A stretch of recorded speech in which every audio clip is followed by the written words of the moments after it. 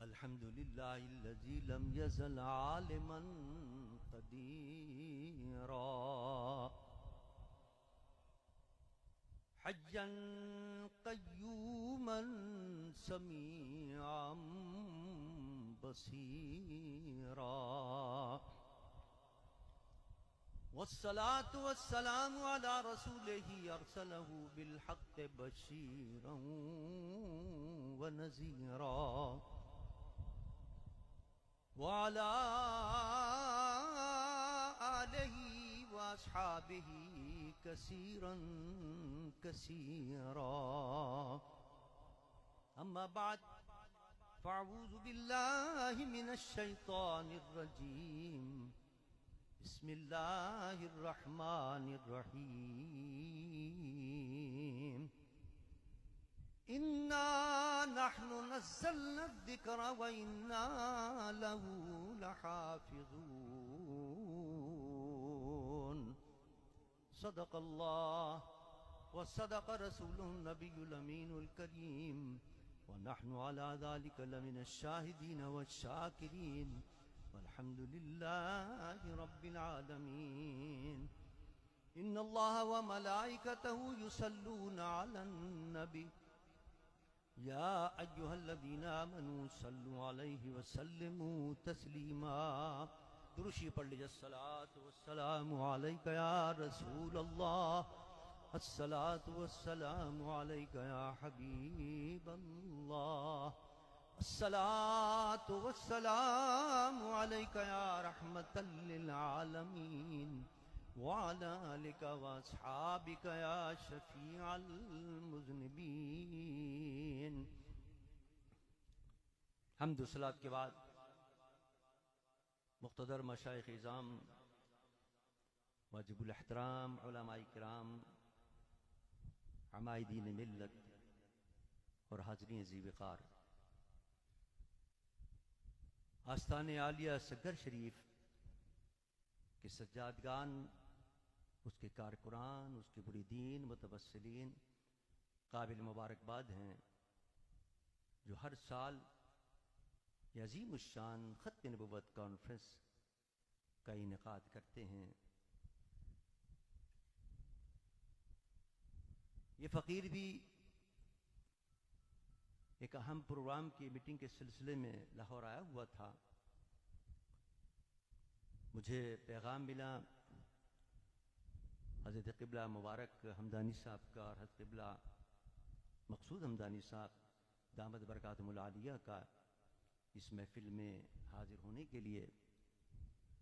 میں حاضر ہو گیا. میں ممنون ہوں کہ انہوں نے مجھے بھی یہ سعادت عطا کی اس محفل میں شرکت کی. اللہ تبارک و تعالی ان کی اس کوشش کو اپنی بارگاہ میں قبول و منظور فرمائے.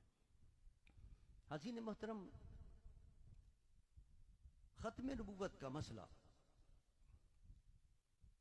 انتہائی اہمیت کا حامل ہے، اور یہ کہا جائے تو بیجا نہ ہوگا کہ ہمارے دین کی اساس اور بنیاد ہے. یہی وجہ ہے کہ قرآن پاک میں کوئی ایک مقام پر نہیں، 20 مقام پر اللہ تعالی نے اس ختم نبوت کو بیان کیا اور اس کی اہمیت اور عظمت کو آشکارا فرمایا قرآن پاک کے اندر. جو میں نے آیت مقدسہ تلاوت کی ہے، اس میں اللہ فرماتا ہے کہ اِنَّا نَحْنُ نَزَّلْنَا الذِّكْرَ وَإِنَّا لَهُ لَحَافِظُونَ. ہم نے قرآن نازل کیا ہے اور ہم ہی اس کی حفاظت کریں گے. دیکھیے، یہاں سے بھی اللہ تعالیٰ اپنے محبوب کی ختم نبوت کا اعلان فرما رہا ہے. کس طرح؟ حضور سے پہلے جتنے انبیاء کرام اور جتنے رسل اعظام اس عالم کون و مکان میں تشریف لائے، ان کو اللہ نے معجزات عطا فرمائے. لیکن وہ جب اس دنیا سے رخصت ہوئے، معجزات بھی ان کے ختم ہو گئے. حضرت موسیٰ علیہ السلام کو عصا کا معجزہ عطا فرمایا، ید بیضا کا معجزہ عطا فرمایا، لیکن کیا وہ معجزہ موجود ہے اس دنیا کے اندر؟ نہیں۔ حضرت عیسیٰ علیہ السلام کو مادرزاد اندھوں کو بینا کرنے کا معجزہ عطا فرمایا، مردوں کو زندہ کرنے کا معجزہ عطا فرمایا، لیکن کوئی آج شخص موجود ہے جس کو حضرت عیسیٰ نے زندہ کیا ہو یا جس کو صحت و شفا عطا کی ہو؟ کوئی معجزہ پوری دنیا کے اندر کہیں موجود نہیں۔ الغرض جتنے انبیاء کرام آئے ان کو جتنے معجزات اللہ نے عطا فرمائے اس میں سے کوئی معجزہ ہوئے زمین پر موجود نہیں، لیکن میرے مصطفیٰ صلی اللہ علیہ وسلم کو اللہ تعالیٰ نے جہاں اور بے شمار معجزات عطا فرمائے وہاں ایک قرآن کا معجزہ بھی عطا فرمایا، اور یہ معجزہ ایسا ہے کہ جو آج بھی موجود ہے اور قیامت تک موجود رہے گا۔ کیوں؟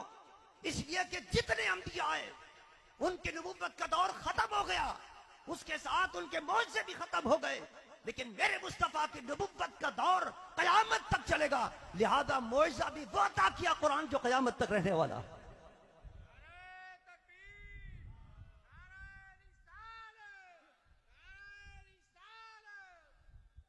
اور ذرا دیکھیے کیسا اعجاز ہے قرآن کا۔ کوئی ایک صفحہ کسی بچے سے پوچھیں، کسی اسکول کے، کالج کے، کسی یونیورسٹی کے، کہ وہ امتحان دینے جاتے، ایک صفحہ بھی کسی کتاب کا یاد کرنا مشکل ہو جاتا ہے۔ مضمون تو یاد کر لے گا آدمی، لیکن ایسے صفحے یاد کرے کہ اس میں ایک حرف کی بھی غلطی نہ ہو، سوال پیدا نہیں ہوتا۔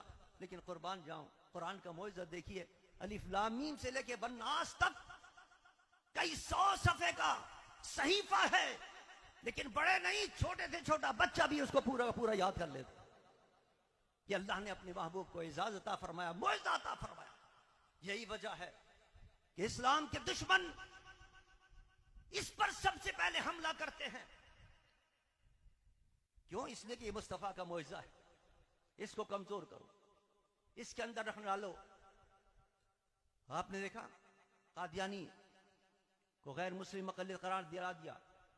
میرے آپ کے قائد حضرت علامہ شاہ حمد درانی رحمۃ اللہ تعالی علیہ نے دیگر مسالک کے اور دیگر لوگوں کے ساتھ مل کر اسمبلی کے اندر قرارداد پیش کی اور ان کو غیر مسلم مقلد قرار دلوایا، لیکن ان کی سازشیں مسلسل جاری ہیں، اور قرآن جو ختم نبوت کا میرے مصطفیٰ کا معجزہ ہے اور دلیل ہے، اس کے خلاف ان کی سازشیں چل رہی ہیں۔ آج بھی سازش ان کی چل رہی ہے۔ ابھی چند دنوں کی بات ہے، ربوہ کے اندر کچھ لوگ قرآن پاک تقسیم کر رہے تھے، اور جب اس قرآن پاک کو پڑھا گیا اور دیکھا گیا، علماء نے دیکھا، تو آپ حیران ہوں گے کہ اس کے اندر تحریف کر دی گئی تھی۔ اس کے اندر کچھ ایسے ترجمے کیے گئے، ایسے مفہوم کیے گئے جو ان کے مطابق تھے، قادیانیوں کے مطابق تھے۔ سپریم کورٹ کے اندر علماء کرام گئے، عاشقان مصطفیٰ گئے، اپیل کی کہ صاحب یہ تو ظلم کر رہے ہیں، اسلام کے خلاف، دین کے خلاف، آئین کے خلاف بات ہو رہی ہے، قرآن کے اندر تحریف کر رہے ہیں۔ سپریم کورٹ نے وزارت اوقاف کو سپرد کیا کہ جائیں اس کی آپ تحقیق کریں جا کے فوری طور پر۔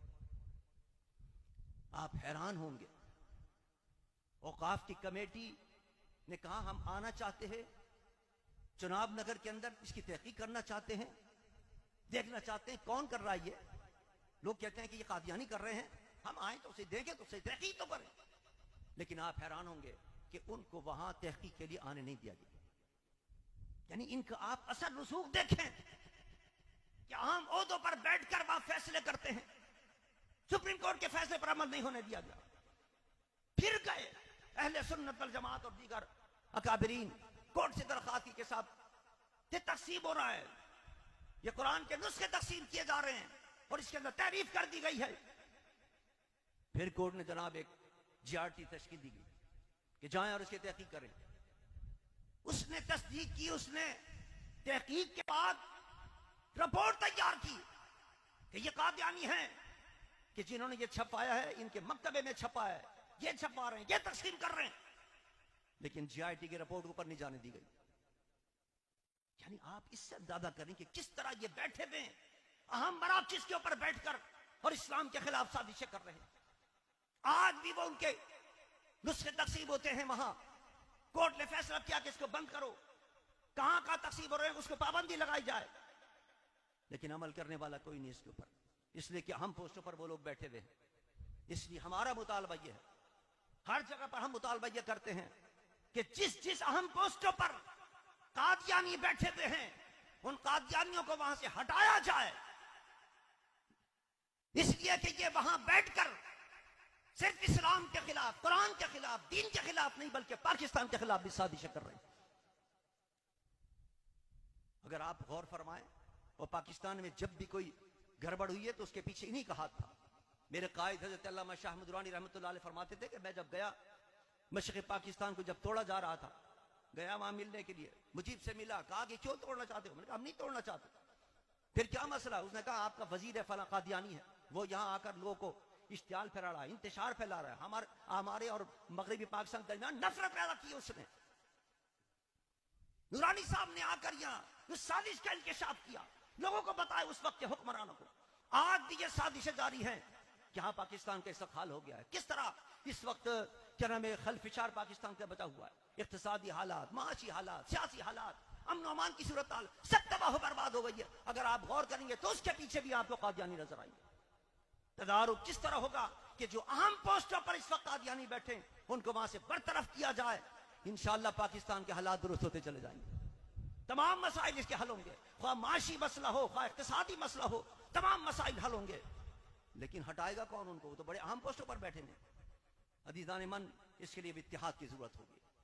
آپ نے دیکھا نہیں, سن 77 کے اندر تمام مذہبی جماعتیں متحد ہو گئیں, کوئی مسلک کا اختلاف نہیں تھا, تمام ختم نبوت پر متحد ہو کر قائد ملت اسلامیہ کو اللہ نے یہ اعزاز عطا کیا کہ انہوں نے قرارداد پیش کی, لیکن اس کی حمایت تمام مسالک کے علماء نے کی, تمام مسالک کے لوگوں نے کی. حتیٰ کہ ذوالفقار علی بھٹو صاحب نے اپنے تمام مشیروں کو, وزیروں کو کہہ دیا کہ نورانی صاحب کی اس کی حمایت کرو, اس قرارداد کی, اور بالاتفاق الحمدللہ وہ قرارداد منظور ہو گئی.